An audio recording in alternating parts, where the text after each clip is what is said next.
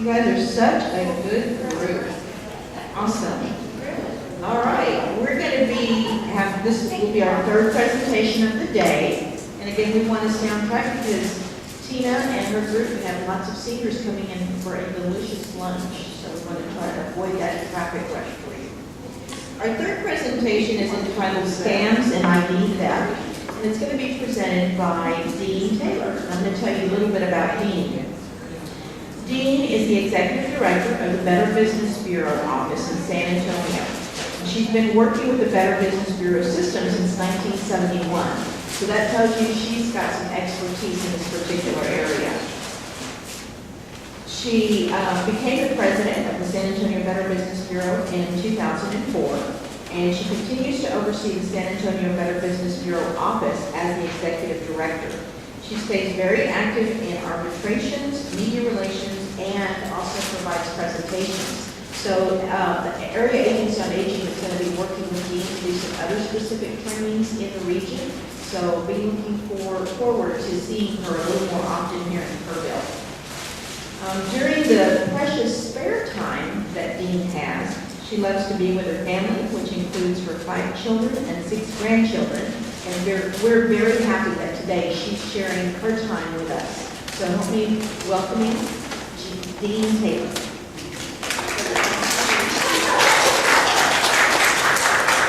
Good morning. Glad to be here with all of you. Unfortunately, it is a bad subject. Scams. There are so many scam artists out there. There are so many scams. We can't possibly talk about all of them today, but we'll go over a few of them just to give you an idea. Unfortunately, the scam artists really are smart people, and they come up with new ones all the time. Hopefully none of you have been targets of them, but we'll go through. Some of them I'll just mention, some of them I'll give some examples and we'll talk about. And y'all may have some questions about it. I do a real informal talk. This is for you to learn something, so if you've got questions, please do raise your hand and let's see what we can find out about. One of them, which probably you all are aware of, is work-at-home schemes. I know he mentioned it in his slides. And there are various types of things in the work-at-home schemes. Some of them you've probably seen advertised as to stuff envelopes and make $500 a week and all this great money. Well, I will tell you, it is a scam. You will pay your money, and either you won't ever hear back from them again, or they will send you information, but basically what they do is send you information that says place an ad just like you answered, and then when you get the other suckers to pay you the money, that's a way to make money. So there is no work. You don't want to do that. Another one that they have, though, which is really one of our top ones here recently that we've had, is to be a home shopper. With the economy being bad, people are looking for ways to make money, and especially, if you're retired or you have a little extra time. And what they do is they send you a $4,000 cashier's check. And what they want you to do is cash the cashier's check. And one of the companies that they're shopping is the service. So they want you to cash it, send them $2,000 to the company that they're checking, and then you go buy 3 $100 items, and the rest of the money is yours. Now that's pretty good wages just for going shopping. Unfortunately, the $2,000 that you sent off is in a foreign country. You'll never even know where it went. Won't know anything about it. You will never get it back. Also, you will find out, and hopefully, that you like the 3 $100 items because they're yours. Because in 2 weeks, your bank is going to come back to you and tell you that the cashier's check is counterfeit. And they want their $4,000 back. Huge, huge problem. Everybody, cashier's checks have always been the safest way to transfer money. And when they're legitimate, they are. And even your bank won't know it when you cash it because they're really good with computers and how they can steal logos. The cashier's check will really have a bank's logo from, say, New York or California. It will have the bank's numbers at the bottom. It looks very official. The reason it takes about 2 weeks is when your bank sends it to the bank in California or New York or wherever it's from. When they go through, that's when that bank realizes that it's counterfeit. So that's why it takes the 2 weeks. So just because somebody wants you to make you think that you're being paid with a cashier's check, anything you want to be very, very suspicious of. When it sounds like you're going to make a lot of money and you're not going to have to do a lot of work, you need to really, really be careful. That's, a lot of different kinds. There's different, you'll see all these kind of ads for, you can lose weight by body wraps, all these things. Anytime they tell you that you can lose weight and you don't have to diet, you don't have to exercise, you don't have to eat right, then it probably is a scam. Don't be taken by that as well. Another one is credit repair. You'll see people that are having a problem with their credit and they want to get a good credit rating, and they'll tell you, oh, we can fix your credit. Well, what they do is that you pay them $200 or $300, they go to the credit bureau, which you can do yourself for free, and they'll say, oh, these are not valid charges. Well, the credit bureau will put it aside while they investigate, but once they investigate and say, yeah, you really do owe the bill, well, then they're going to go, it's going right back on your credit report. Now you're out the $200 or $300 you could have paid for bills. So remember, you can make your credit better, but there are ways to do it. But don't ever take advantage of that offer because it will not be good for you. Another one, I don't know if any of you have it, but it's been kind of big in San Antonio, is phony jury duty. You'll get a call that you did not show up for jury duty, and there's a warrant out for your arrest.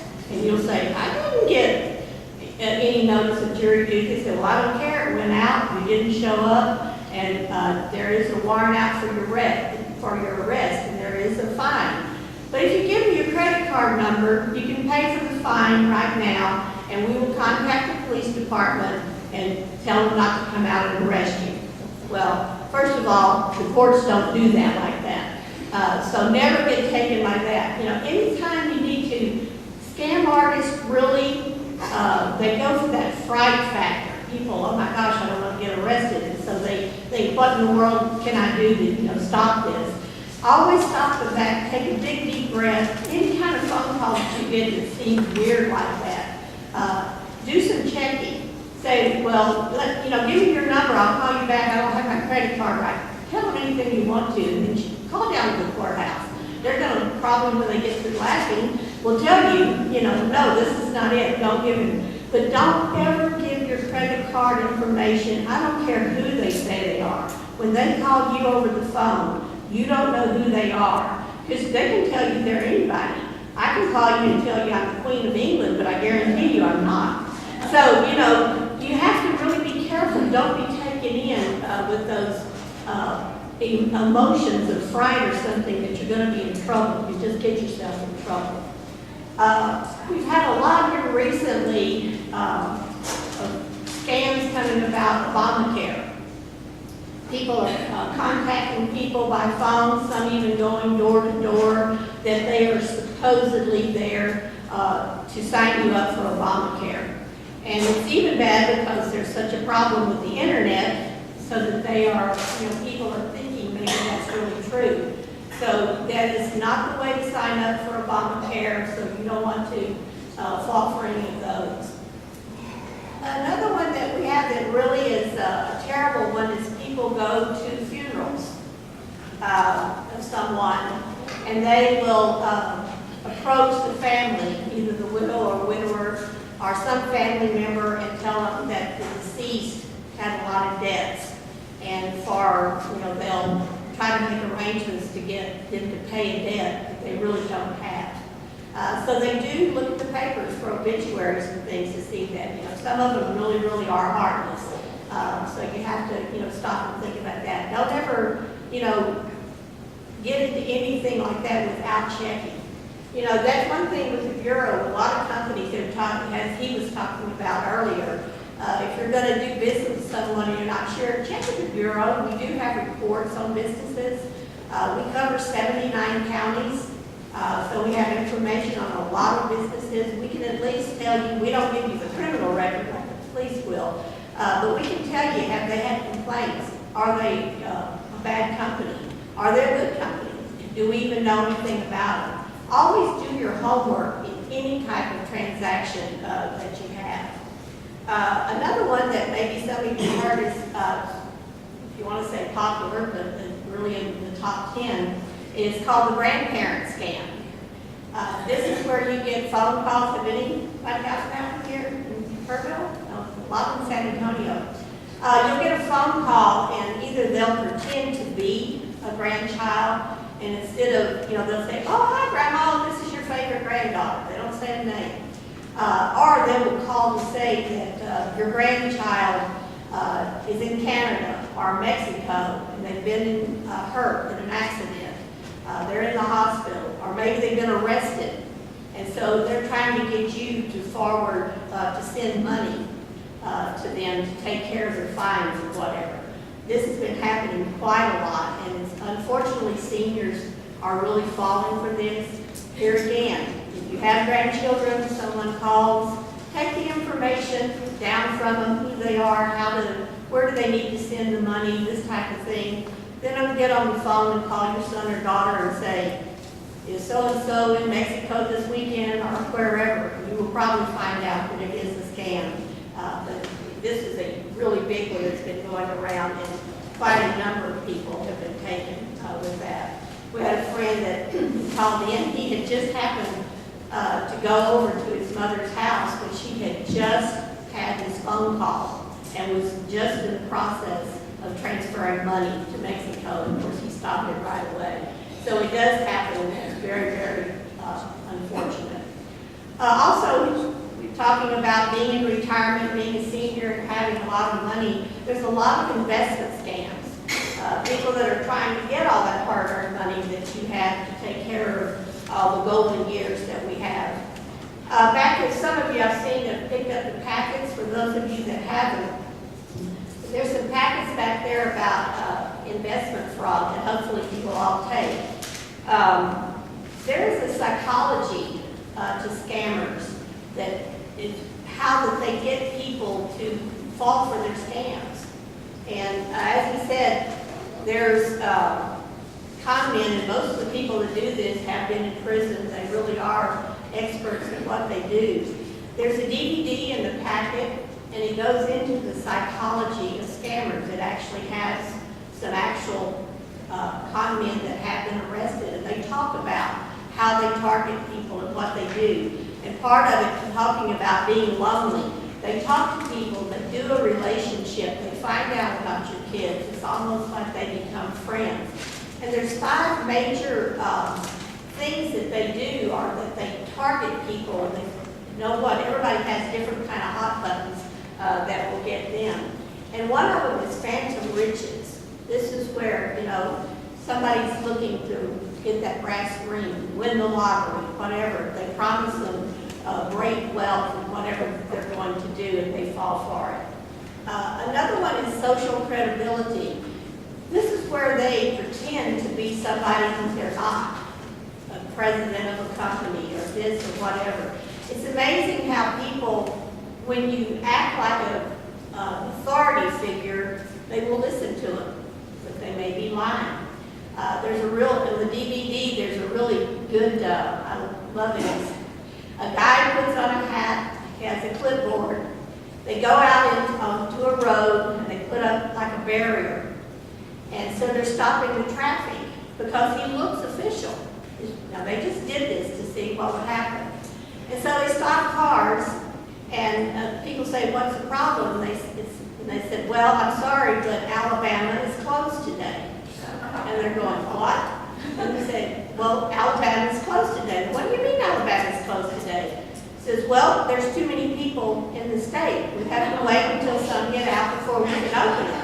And so, and the people that are, they're looking quizzical, but it's amazing the different people they show talking to them. Like one lady, she says, "Well, is Georgia open?" And they said, "Yeah." But the point that's going across is because they looked official, they took them, okay, the state is closed. Not even, thinking, this is totally stupid, But we do fall for these kinds of things, and so that's called social credibility, that you're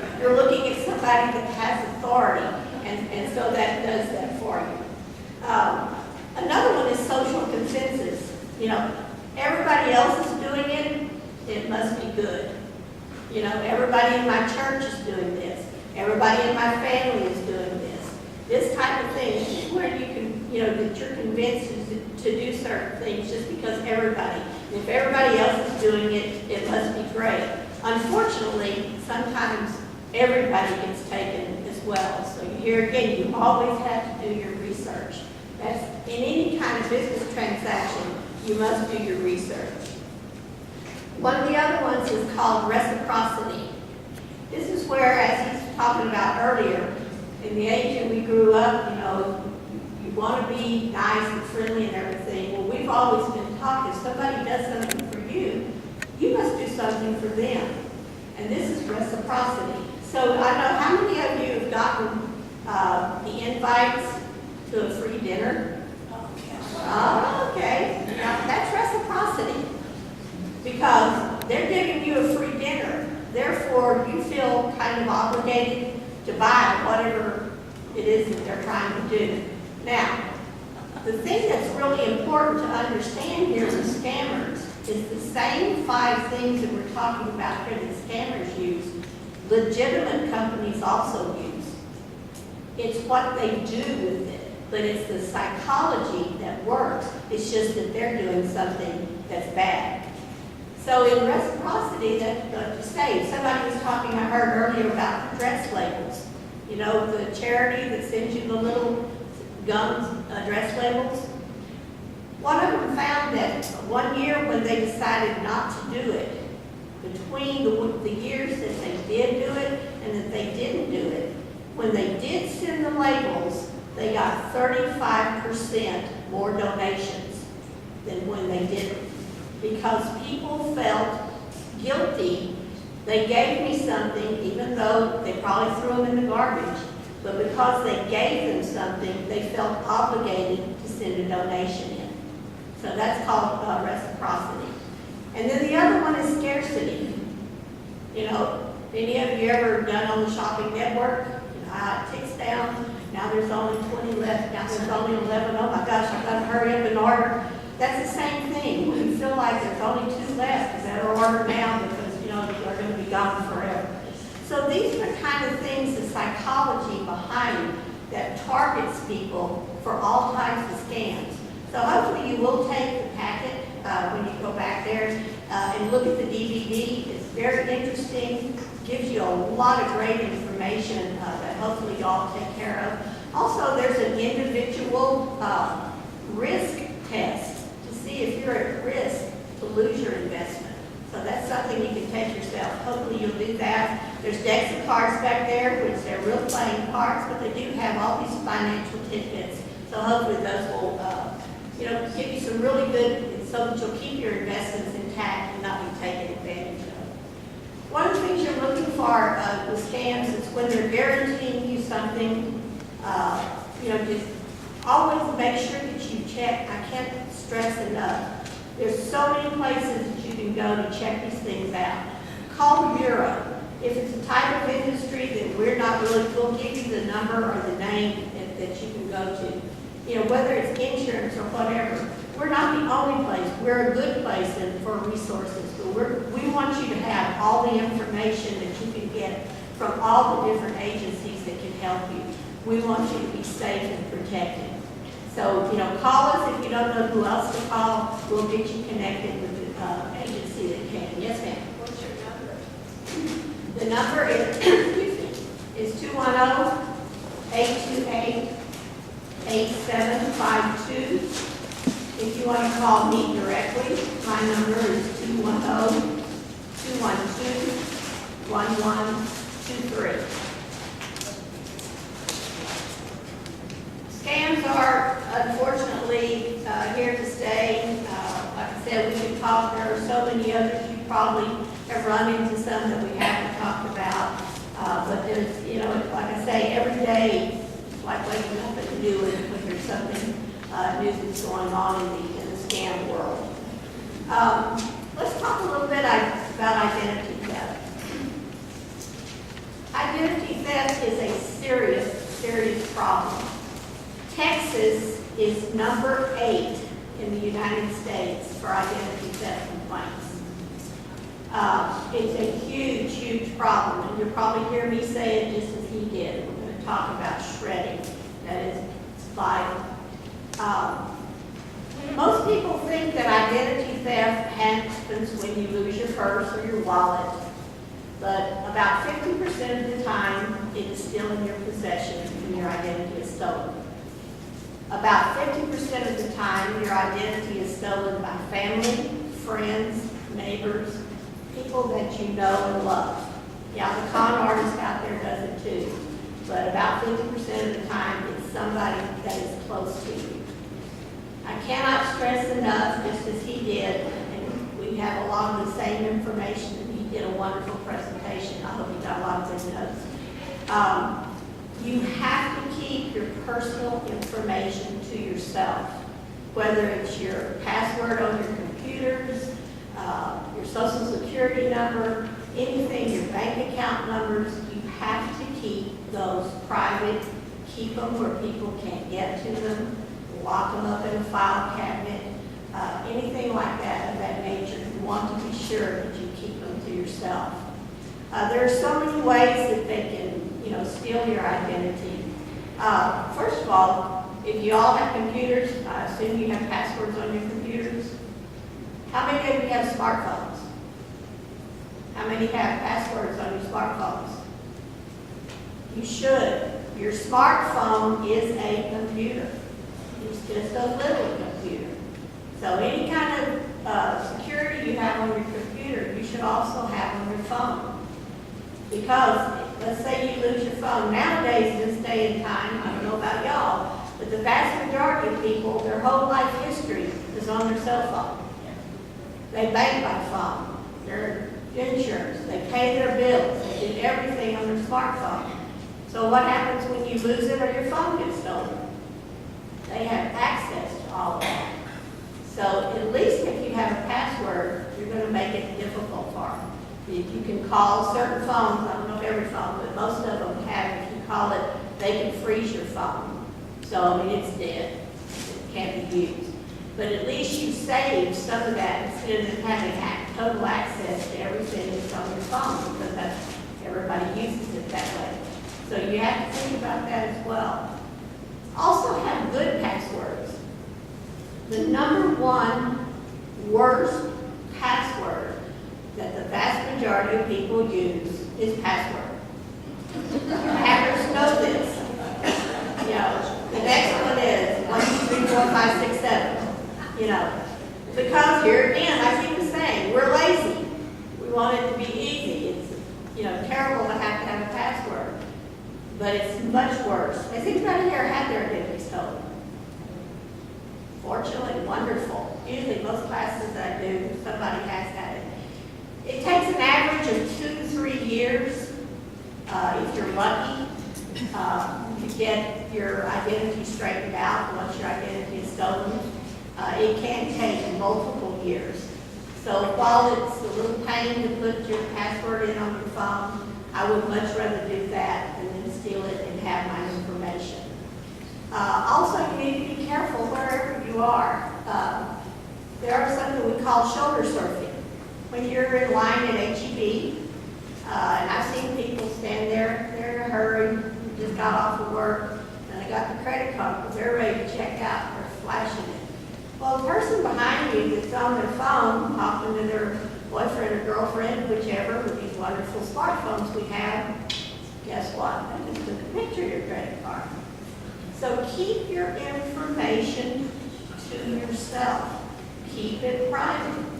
If you have a debit card, do you know you can do it as a credit? If you do, you don't have to put your PIN number in. That's one piece of information that they don't see, they can't take from you. Try to think of all the ways that you can do it. If you're at an ATM or even an HEB, if someone's really close to you, you can be nice, but just ask them, would you mind giving me some space? There's no reason for them to be right up behind you unless they're trying to see what it is that you're doing. So, think about your surroundings. Who's around you? What are you doing? The other thing is, like he was talking about, your trash. There are people who literally go through your garbage. We call them dumpster divers. there is a wealth of information in your trash can. I know all of you raised your hands since you've gotten orders for applications for new credit cards, but on the credit card that you have, how many of you get those checks that your credit card company sends you, right? How many of you have ever used one of those checks? I don't know why we send them. I've been doing this, like I say, 42 years, and I do classes all the time in military bases and all. And until this year, it's the first time I've had 2 people in the military base that actually use those checks. I used to say nobody ever uses them. One guy bought a car. I don't remember what the other guy used his car. But most people don't do them, don't use them. So what do? They throw them in the trash. Mr. Conman comes along and takes it out. He contacts the credit card company because it's got information on it. Say, oh, I just got my checks in the mail. Thank you so much. But I want to let you know I have a new address. So now they're out there writing checks. And if you don't know, as you write the check, whatever that amount of check goes on your credit card statement. But you don't know it because now your statements are going to the new address they get. And they're out there writing checks like crazy, charging up on your credit card. So it really is imperative that you not throw things in the garbage. Even if it's, like you say, an application form, it's not yours. A lot of people think, well, I didn't fill it in, so it's not going to bother me, but it can. So you have to really be careful about the things that you're doing. You need to really think about it. How many of you are on social media? Facebook, Twitter? Okay. 17% of identity theft comes from social media. And one of the top is Facebook. We hear Facebook is wonderful. It's so, you get with your family, you see the pictures, everything's wonderful. But anytime there's something good, there's always somebody that comes along to mess it up. And so you have to be careful because your whole life history you're putting on Facebook for the most.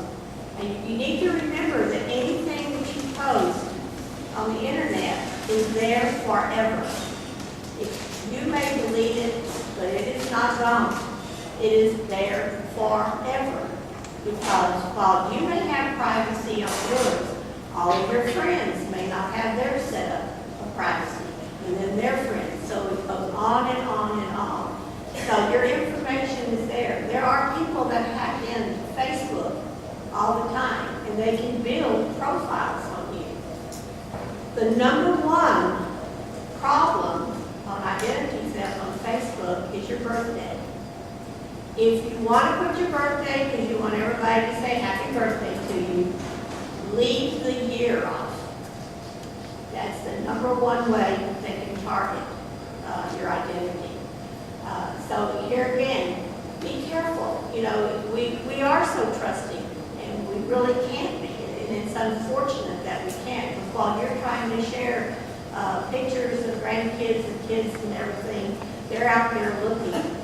They're stalking. They're trying to get information. They're building profiles on you. And they can build a profile by, where you got in there, where you went to school, when you graduated. Before you know it, they can find out things about you.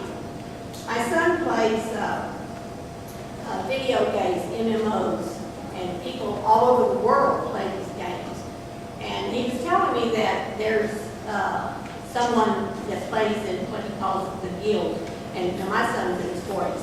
But this, he said figures this, he doesn't know, but he figures the boy is probably like 14 or 15, but really knows how to play the game. But he's all the time talking, because they can talk to each other, whether they're in Australia or wherever. But he's all the time talking about nobody knows who he is, and this, that, and the other. And so my son, kept telling me, you need to stop, talking like this. We don't really care who you are. But there are people out there that might, so you need to stop talking. And so the kid would keep doing it. And he said, well, I'm going to show you. He said, I don't really care where you live. I don't care anything about it. And I don't know how to do it. But within 5 minutes, my son got back on the game. He told the boy where he lived, where he went to school, all kinds of information. And so he told him, he said, I'm not here to hurt you, but you don't know who out there is. You've got to keep your information to yourself. So that's it. There really is no privacy anymore, because basically pretty much anybody can find out anything about anybody on the internet. So all we can do is what we can to try to protect ourselves as much as possible to make sure that we're not taking advantage of. Anybody got any questions? Yes, sir. How safe is purchasing things online with Amazon or any site that has the secure sign on it that says it's a secure purchase? Generally, if you're shopping on any internet site, you always want to go to one that either has HTTP with an S or has the lock. Anybody can be hacked. I mean, government sites have been hacked. But at least you know you're starting off with those are secure sites. If they don't have the S or they don't have the lock, you don't really know who you're actually giving your information to. In fact, an example of that is, I don't know if any of you are familiar with the Juju pets. A couple years ago, they're little hamster-looking type things, and all the kids wanted them. And every parent and grandparent was trying to buy them for Christmas for their kids, and all the stores were out of them. Well, some ingenious person made up a website. Supposedly it was from China. They were promoting it that they were the inventor of the Juju pet. And had all these pets to send to them. People were ordering them like crazy. There was no business. It was somebody that just put up a website and was taking credit card numbers like crazy. So here again, our technology is wonderful in one way, but it's also a detriment because you can go, anybody can produce anything and really make it professional. Unfortunately, if people hadn't been so crazily obsessed to try to find these for their kids and grandkids, they might have seen that it was not a very professional site. There was bad grammar, misspelled words. It was not a professional, but they were so anxious to do it that they just without even thinking, gave it off to somebody. Just because it's on the internet does not necessarily mean it's legitimate. With anything else, check, do your research. You're going to, checking online is wonderful, and there's a lot of great information, but don't take it as fact because it's on the internet that it's, everything on there is true. It isn't. There are people out there that make it up just to take advantage of you. So once again, you can go, that's another thing, you can go to our website. Our national website is www.bbb.org. You can get a report on any company in the United States, and you can also check the company by their name, their address, their phone number, and by their web address. So if you're trying to shop with someone like Amazon, someone that's on the internet and you've never shopped with them before, put their web address in and see if you've had problems. Yes, ma'am. Could we have that, Our web address is www.bbb for Better Business Bureau .org. And when you go in and it puts your zip code, and like depending on where you are, it will actually send you, like your home zip code, it'll take you to our bureau because you're in our service area. But you can go to New York, and that will take you to any bureau in the United States or Canada. So once again, ask questions, check, research, ask again. And as he said, the best thing to do when you get those telephone calls, if it's not somebody you know, hang up. I know we hate to think that we're rude, but that isn't rude. If they can't, say, hi, this is ABC company and I'm calling about, okay, you might want to listen for a minute. But when they start doing all this, to try to sell you stuff or something great and it's not interested, just hang up. You need to, your time is valuable. You didn't ask them to call you. They're taking advantage of your time, so you don't need to feel, funny. And The only other thing is my husband was quite a character, and he used to like to play with them. So he would start and let them start their spiel, and he just put the phone down. And then he'd come back in 2 minutes and he said, "I'm sorry, I missed that. Could you start over again?" And then they'd start over and he'd put the phone down and he'd do stuff. You know, he'd try to, I wouldn't recommend that. Just hang up on them. Stop their free time. You know, like I said, there are so many other scams we can talk about. If any of you have one that maybe you heard about and want to say something or ask about it, yes, sir? This one's not new, but I hadn't heard about it. It's interesting. A friend of mine was at, I guess, a local grocery store and had written a check for his groceries.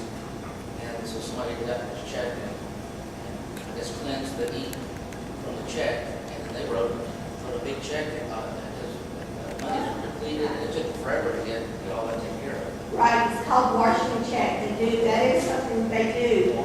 There is supposed to be a certain kind of rollerball pen that makes it harder for them to wash it.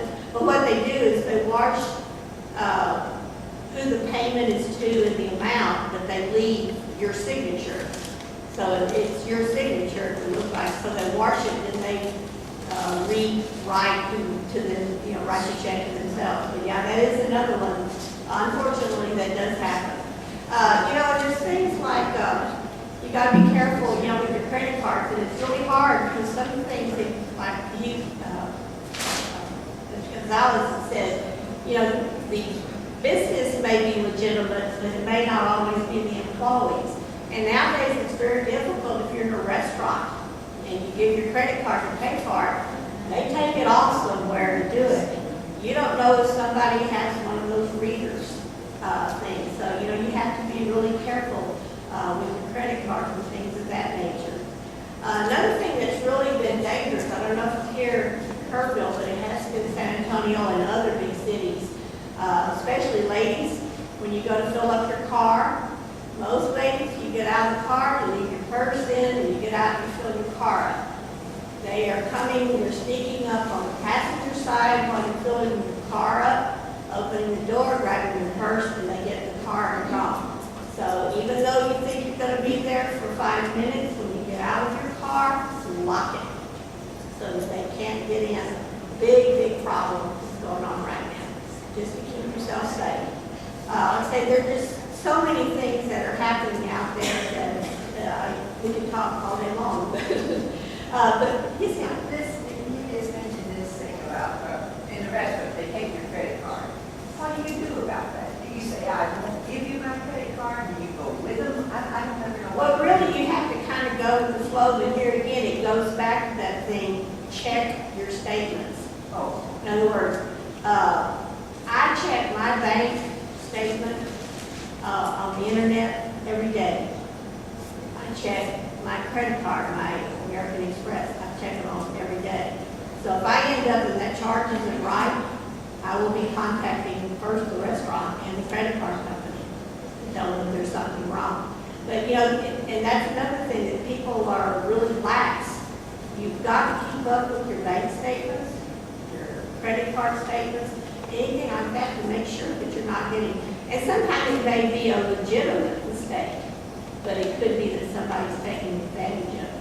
And definitely, you should check your credit reports. And, you know, if you go to annualcreditreport.com, that is free. We suggest, a lot of people the first of the year will go to all 3 credit bureaus. We suggest that like every 4 months, go to one of each of them. That way you can check it all year long, and it doesn't cost you anything. But if you go to annualcreditreport.com, that is truly free.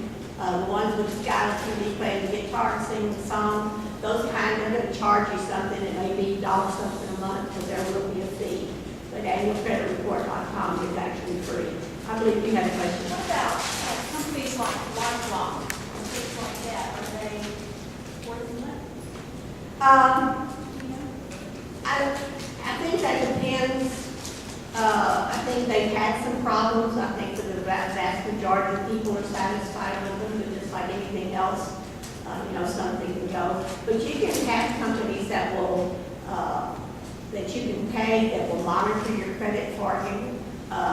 If you have an American Express card, they have a service that does that. They will send me an alert if anybody ever, tries to check my credit or anything like that. And they actually will send you your credit report. You don't have to go and do it. So here again, if you want to pay the fee, sorry, it's fine. Okay. Something you could do is proactive. When you plan your trip, you can call your credit card company and say, I'll be in North Carolina, Canada, whatever, such and such a date. Right. And I will be taking credit card number, whatever, in the last 4 digits, and maybe not any of the other cards you have. Right. And then they will know that some Right. charges in a different place, it's legitimate. If you didn't hear, she's saying if you're going on a trip, always contact the credit card company. And that is true because if you don't, a lot of times the credit card companies are getting a lot better at trying to help people with identity theft. And they may freeze your card and you're really wanting to use it and you can't until you call them and say, yeah, I really am here. So like I'm going on an Alaska cruise next year. And when I went to Canada before, we did that so that we made sure. And because, we've had people where they'll call us and say, have you been to Ireland lately? Because all of a sudden, no, I haven't. So they knew it was, some fraud. So it just kind of helps to save, first of all, your card being restricted so that you have the right to use it. You'll tell them in advance that you are going to be gone at what period of time and probably where the areas that probably you're going to be in. I believe you have a question. Well, this is similar to the grandparent scam, not with a call, but one of them that happened to me was very convincing. It was an email I got from a pastor. He was traveling in England and trying to come back and so forth. And the way it was worded was very convincing, and someone that doesn't live locally, but I know, and that people can really easily get scammed into those particular ones like that. Right. The internet is a haven for scammers as well because, whether it's a phishing attack that the bank has done or just sending you letters, just like he briefly mentioned, the Nigerian letter. That's where people get it either on the internet, sometimes by faxes, different ways where supposedly it's someone in Nigeria, whether it's a professional or whoever is wanting to get out of the country, and they're needing somebody to put their bank account, to put their money in, and for doing this great favor for them, they will give you X number of dollars. And of course, that's just a way to find out what your bank account number is.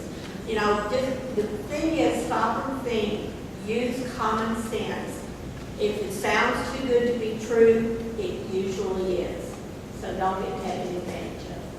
Yes, ma'am. How is fast information intercepted?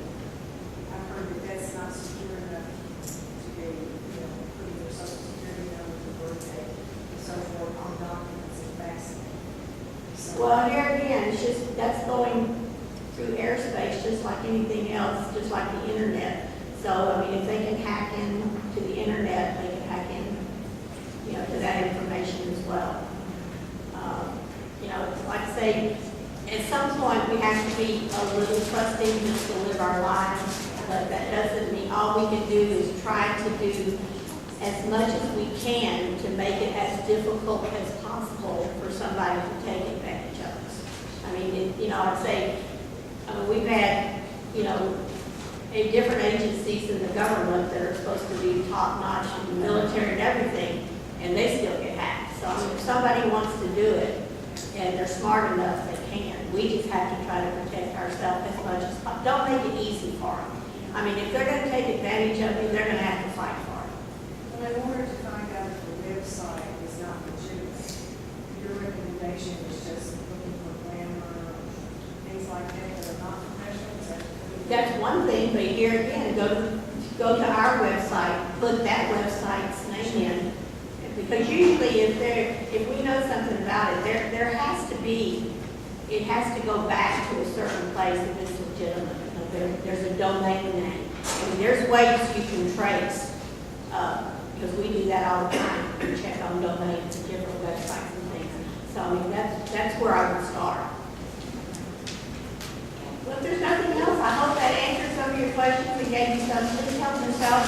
go watch the DVD. It's got some great information for you. My name is Dean Taylor.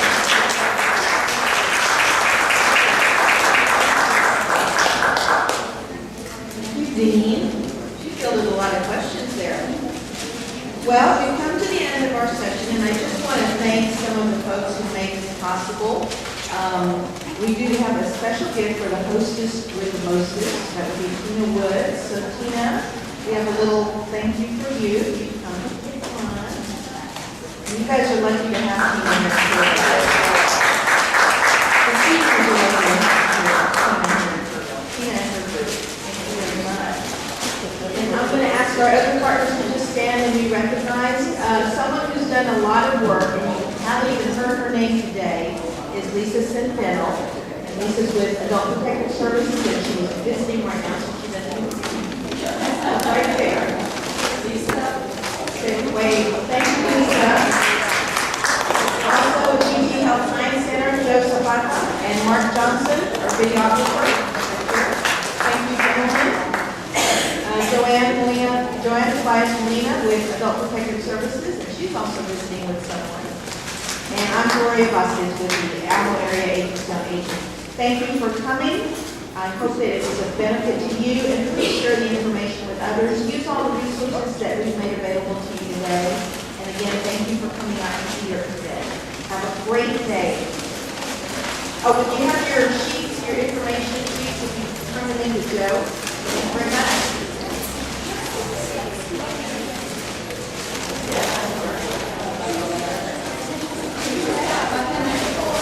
Thank you. Yes, sir.